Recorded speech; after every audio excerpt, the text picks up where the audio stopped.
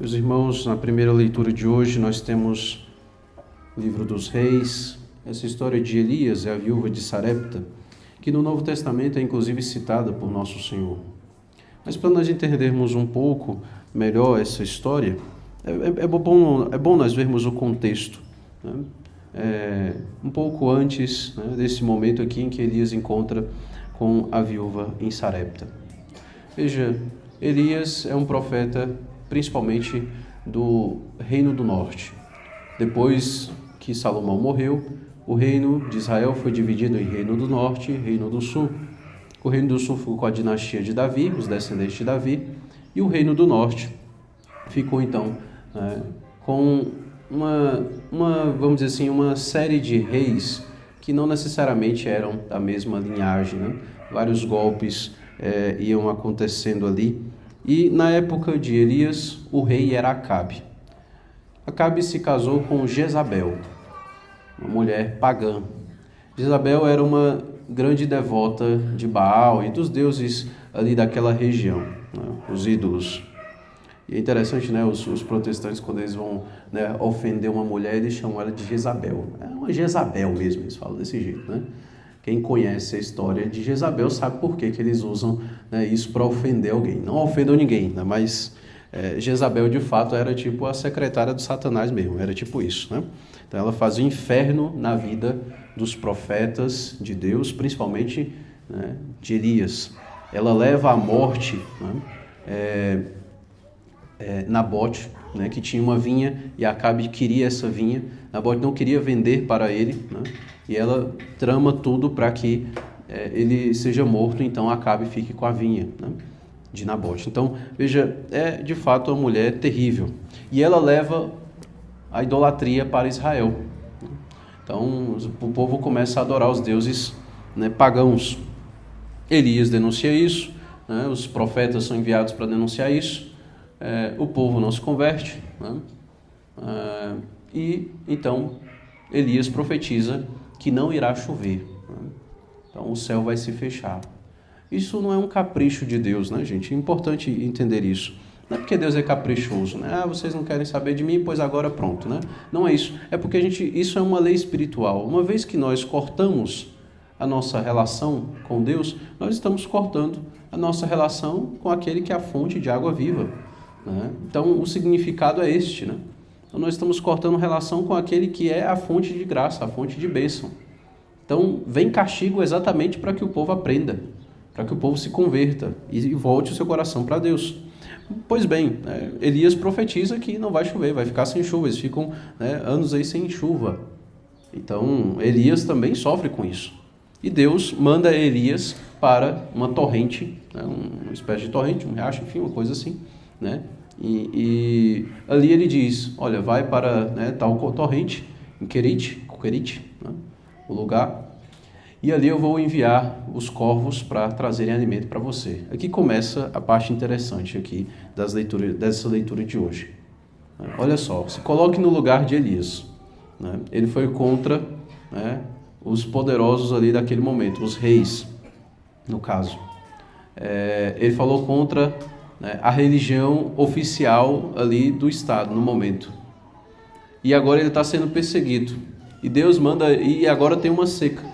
E Deus manda ele ir para um riacho, né? E ali ele tem que confiar que os corvos vão trazer alimento para ele, né? Se coloque um pouquinho no lugar de Elias. Como os espanhóis gostam de dizer assim, se coloque nos sapatos de Elias. Os espanhóis têm essa mania, né? Então se coloque na mesma situação dele, né? Mas Elias vai, e de fato ele é alimentado ali pelos corvos por um tempo, né? Eles trazem alimento para ele, enfim. Só que por causa da seca, mesmo essa torrente começa a secar, né? Então, mais uma vez, se coloque um pouco no lugar de Elias. Ele achou uma espécie de salvação. E agora até isso começa a dar errado, né? Então imagine alguém que, né, está ali com tantos problemas. Aí ela vai lá e encontra uma espécie uma chamazinha de esperança. Então, mas essa chama de esperança está se apagando também, né? Então, veja que está tudo dando errado, resumindo, né? Mesmo quando começa a dar certo, volta a dar errado. Então, tudo isso é uma provação de fato. E o ponto da leitura de hoje é essa confiança que nós precisamos ter em Deus. E depois, então, quando a torrente então está, né, está secando, Deus fala, olha, vai para Sarepta. Sarepta é na Sidônia, é uma região pagã. Então, olha só, Deus envia agora Elias para um país estrangeiro. Vai para uma região estrangeira. Pessoas que não falam a mesma língua que você direito, pessoas que não adoram os mesmos deuses, o mesmo Deus que você, pessoas de outra religião, e ele é então enviado para essa região. Vai para lá, porque eu já falei com uma viúva e ela vai te receber. Né? Então, olha só, vai para uma região estrangeira, um lugar onde se fala outra língua, tem-se outra religião, e quem vai socorrer você, que está necessitado de alguns recursos, é uma viúva. As viúvas, naquela época, eram as mais pobres. As pessoas pobres daquela época eram as viúvas. Não? Porque não tem mais um homem ali para trabalhar, para conseguir os recursos. Então, a viúva era sempre pobre, a maioria das vezes. Raras ocasiões, né, a mulher ficava com algum recurso. Então, isso é importante de nós entendermos. Vê que... Vê a necessidade que Elias tem de confiar em Deus para seguir o seu caminho. Isso é muito importante. Elias pôs-se a caminho e foi para Sarepta. Ao chegar à porta da cidade, viu uma viúva apanhando lenha. Ele chamou-a e disse, por favor, traz-me um pouco de água numa vasilha para eu beber.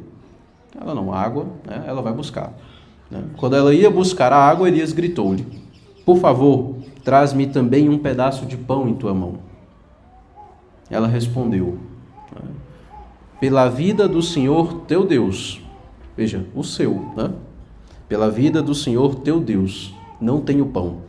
Só tenho um punhado de farinha numa vasilha e um pouco de azeite na jarra.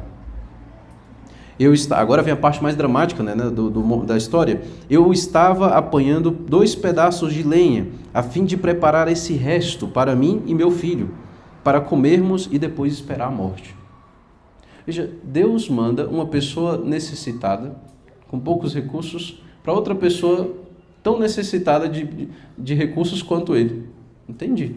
Entende a situação? Como não faz sentido na nossa lógica humana? Não? Elias replicou-lhe, não te preocupes, vai e faze como disseste. Mas primeiro prepara-me com isso um pãozinho e traz. Isso aqui é interessante, né? Olha, primeiro você prepara, com o resto que você tem aí, você prepare um pãozinho para mim. Depois você vai fazer para o seu filho e para você. Eu assim, mas Elias, você não entendeu, sabe, a matemática aqui? Só tem o suficiente para uma refeição, só tem o suficiente para mim e para o meu filho.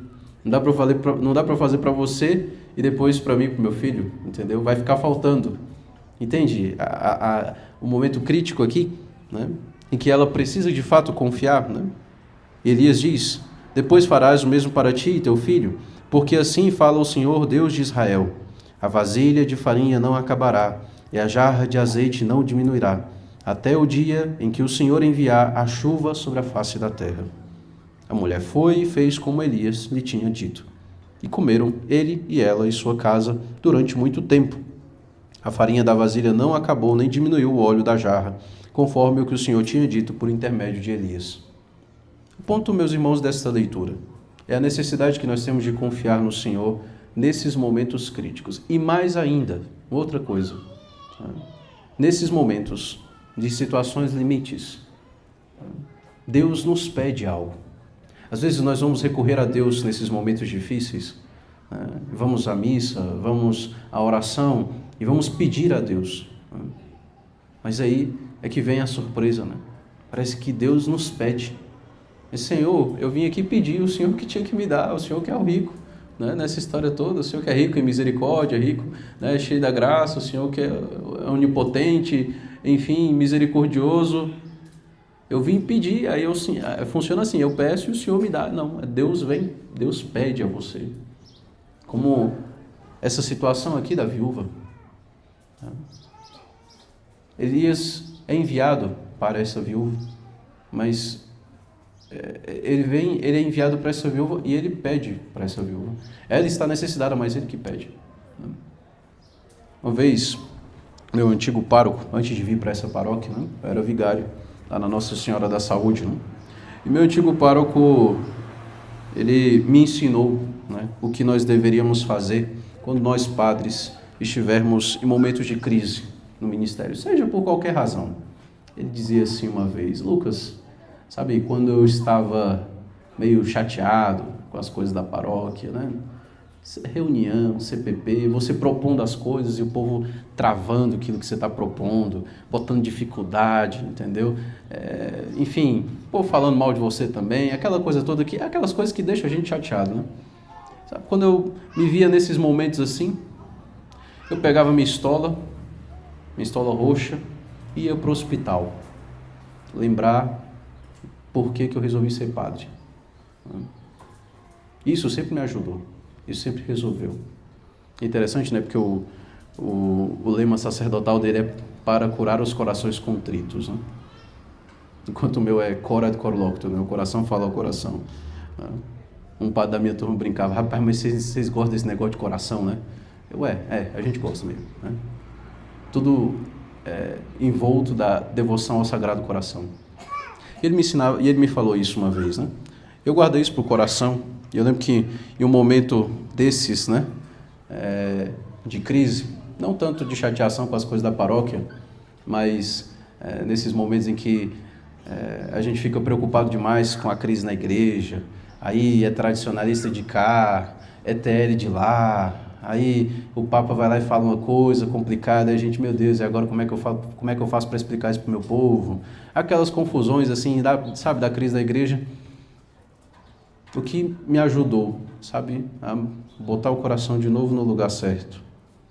Eu lembro que eu fui visitar uma senhora, atender a confissão dela, uma enferma, né, que não pode vir na missa no domingo, recebe Jesus, né, em casa, os mestres levam, né. Eu fui atender a confissão dessa senhora, né, e essa senhora, né, apesar da companhia da família, dizia que se sentia abandonada por Deus. Isso fez parte, né? Ela dizia isso, né, na confissão, uma confissão muito sincera, né? Ela se sentia abandonada por Deus, pedia perdão a Deus por isso. Sabe, essas coisas fazem a gente colocar de novo o nosso coração no lugar certo. Quando nós estamos precisando, quando mais estamos precisando, Deus vem e nos pede algo. E isso é bom para nós. Esse é o momento que você precisa oferecer aquele resto que você tem. Como assim, padre? Pois é. É meio ilógico, né? É meio ilógico. Porque não é a lógica do mundo. A lógica do mundo é se vai vir uma seca, se vai vir uma grande... um tempo de seca, né? Se farte, junte o máximo possível. Mas a lógica de Deus é diferente. A lógica de Deus é quanto mais você precisa, talvez. Na lógica de Deus você precisa dar. É dando que se recebe, tem aquela musiquinha, né? Atribuída a São Francisco de Assis. A Sagrada Escritura diz, há mais alegria em dar do que em receber. Porque, de fato, né, quando esse meu irmão sacerdote ia visitar, né, os enfermos no hospital, nesse momento em que ele vivia uma crise, né, um pouco sacerdotal, um pouco de crise sacerdotal no ministério, aquilo ali preenchia, né, ele de sentido. A caridade sempre nos preenche, de fato. Ela não neurotiza ninguém, ela não deixa ninguém maluco. Não. Talvez, e aqui é um conselho de alguém que não é formado em psicologia nem nada do tipo, meus irmãos, mas alguém que aprendeu um pouquinho com a vida e com esses momentos mais difíceis. Talvez você que esteja passando por um momento muito difícil, até de depressão, de ansiedade, essas doenças psicológicas que são comuns no nosso tempo, talvez, meu irmão, mais do que esperar receber dos outros, né? Talvez a cura passe em doar, em dar, né? Em oferecer. Né? Não é tipo, olha, vai visitar um enfermo para você ver que tem gente sofrendo mais do que você. Não. O meu argumento não é superficial desse jeito. O meu ponto aqui não é tão superficial assim. Vai lá e você vai ver que tem pessoas sofrendo mais do que você. Não. Cada sofrimento é único, né? Qual é o pior sofrimento? É o meu, né? Que eu estou sentindo, né? Enfim. Mas o ponto não é esse, não é ficar comparando quem sofre mais, quem sofre menos. A questão é que quando nós nos dispomos a oferecer esse resto que nós temos, às vezes, aquelas nossas últimas energias, né, para Deus, na caridade, isso nos preenche de fato. Né? Isso dá sentido à nossa vida, entende? A caridade é um bem espiritual. E os bens espirituais, eles não diminuem quando nós dividimos. Pelo contrário, é o contrário, né, dos bens materiais. Se eu tenho R$4, te dou 2, eu fico R$2 mais pobre, né? Mas os bens espirituais não é assim. Quando eu partilho, quando eu divido, né, quando eu me dou, então eu sou preenchido. Eu sou preenchido por Deus. É por isso que a Sagrada Escritura diz: há mais alegria em dar do que em receber. Por isso, nesses momentos de crise, nós precisamos dessa confiança no Senhor. E nesses momentos em que Ele nos visita e nos pede, ao invés de nós ficarmos, mas como assim, Senhor? Eu que estou precisando. É preciso ter essa coragem, essa audácia, né, de oferecer o resto que tem. O resto que tem, o pouco que tem. Como pode eu que estou precisando, eu que gostaria de ter uma consolação agora, né, no meu momento aqui de crise sacerdotal. Pois é, mas Deus te chama agora a ir lá consolar aquela senhorinha que se sente abandonada por Deus. E ao consolá-la, com o sacramento da confissão, por exemplo, né, você vai receber a consolação de Deus porque vai ser preenchido de sentido. Né? Você vai retomar de fato. Né? Seu coração vai voltar para o lugar certo. Entende? Elias e essa viúva ficaram ali, né, com esse grande milagre que aconteceu de fato, né, e foram alimentados pelo quê? Né? Por essa capacidade de confiarem no Senhor. Não tinham muito, mas confiavam no Senhor. Assim também como a viúva do Evangelho de hoje, que oferece ali 2 moedinhas, que para nós hoje seria equivalente a 2 moedas de 1 centavo, que nem circula mais, porque a gente, isso aqui nem vale nada, né? Enfim, quem é que junta moeda de 1 centavo, né? Acho que só colecionador. Né? Mas essa viuvinha aqui, ela deu 2 moedinhas lá, para nós seria mais ou menos isso. Né? E o Senhor diz, olha, ela doou mais do que todos os outros, porque ela doou tudo o que possuía, né? Deu tudo o que tinha, na sua pobreza, deu tudo o que tinha. Parece estranho isso, né? Que Deus venha nos pedir, assim como Ele fez para a samaritana. Ele se cansou pelo sol do meio-dia, o calor do sol do meio-dia, se sentou do lado do poço, se sentou ali no poço de Jacó, e quando a samaritana veio, ele, que tinha muito mais a oferecer a ela, né? Ele que pede, dá-me de beber. Então, Deus nos pede as coisas, sabe? E que bom que Ele nos pede. Ele é misericordioso quando Ele nos pede, porque uma vez que nós confiamos e entregamos, Ele vai fazer multiplicar aquilo que nós oferecemos. Louvado seja nosso Senhor Jesus Cristo.